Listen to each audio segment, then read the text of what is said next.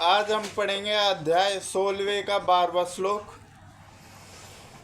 दिव्य ज्ञान। भगवान श्री कृष्ण ने कहा, मैंने इस अमर योग विद्या का उपदेश सूर्यदेव विश्वान को दिया और विश्वान ने मनुष्य के पिता मनु को उपदेश दिया और मनु ने इसका उपदेश इक्ष्वाकु को दिया। यहाँ पर हमें भगवत गीता का इतिहास प्राप्त हुआ है।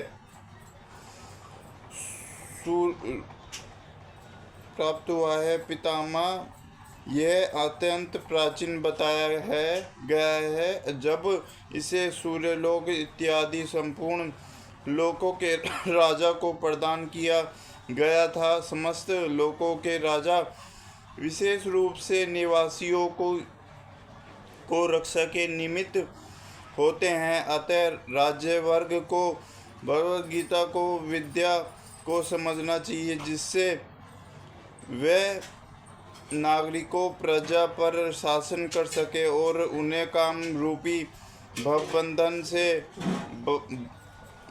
बचा सके। मानव जीवन का उपदेश भगवान के साथ अपने साक्षात संबंध के आध्यात्मिक ज्ञान का विकास है और सारे राज्यों तथा समस्त लोगों के शासनों को चाहिए कि शिक्षा, संस्कृति तथा भक्ति द्वारा नागरिकों को यह पाठ पढ़ाए।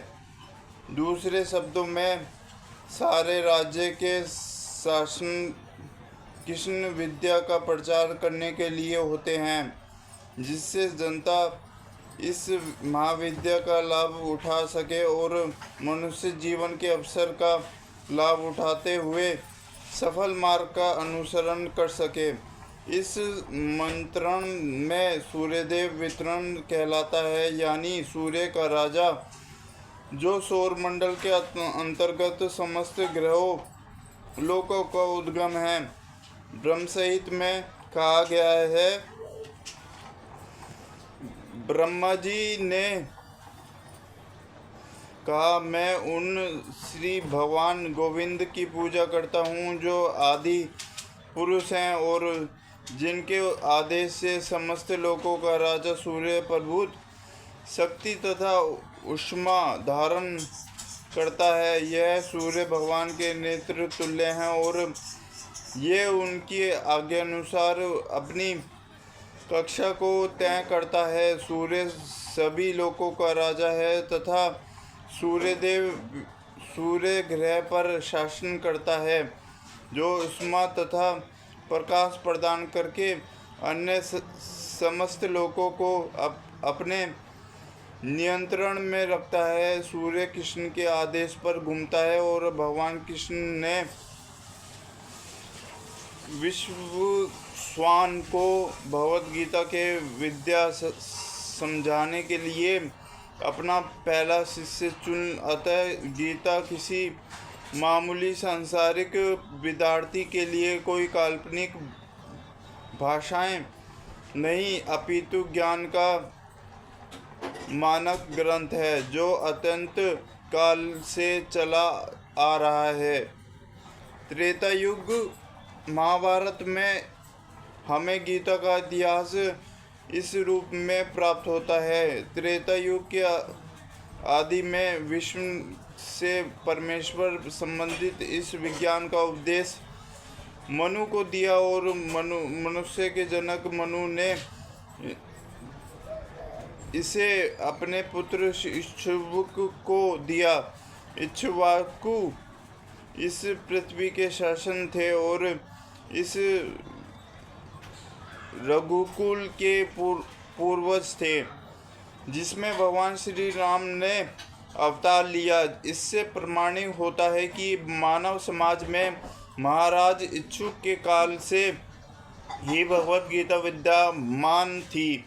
इस समय कलयुग के केवल व्यक्तिगत हुए हैं, जबकि इसकी पूर्णता इसके पूर्व द्वापर युग था और उसके भी पूर्व अपने शिष्य तथा पुत्र इक्ष्वाकु से, जो इस पृथ्वी के राजा थे, श्री भगवद गीता का ही वर्तमान मनु के अनुमति खो जाती है, जिसमें भगवान के अपने शिष्य सूर्यदेव विद्वान को गीता सुनाई। मोटा अनुमान यह है कि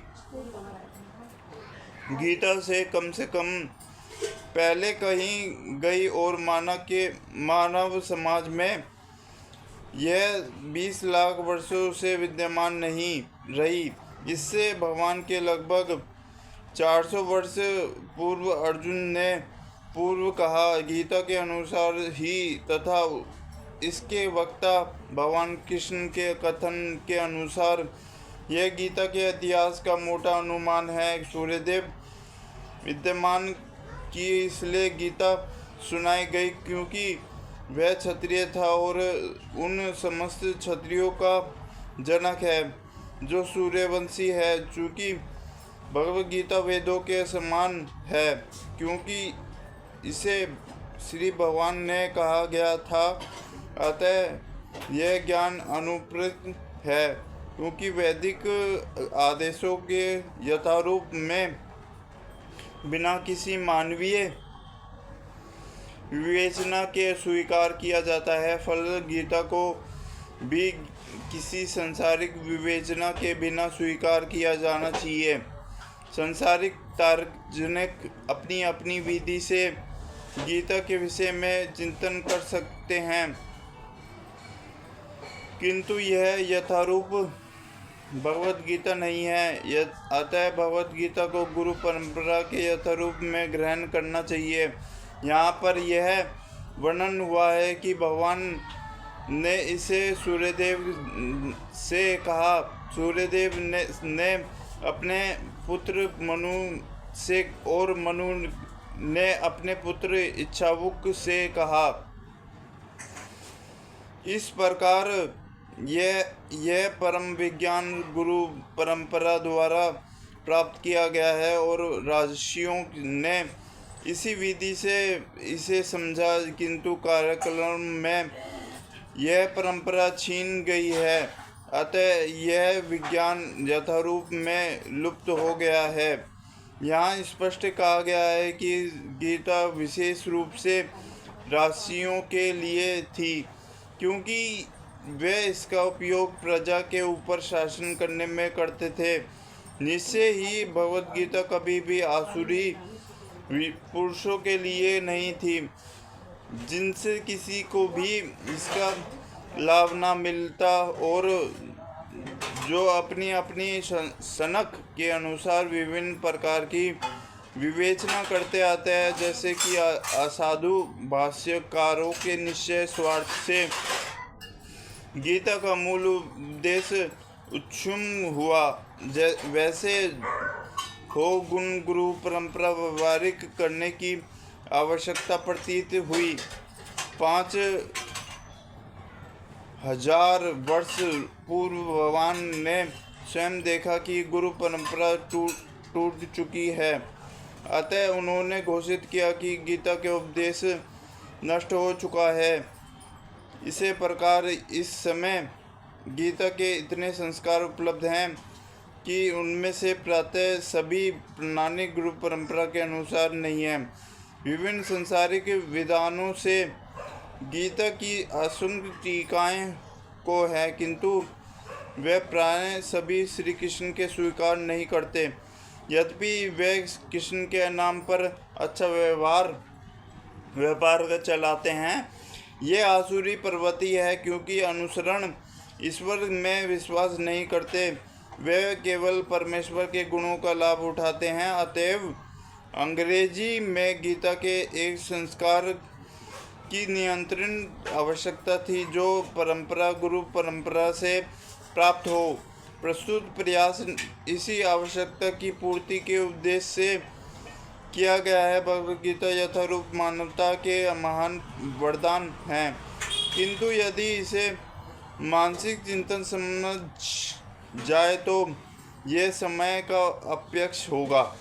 हरे कृष्णा कृष्ण कृष्ण हरे हरे, हरे राम राम राम हरे हरे।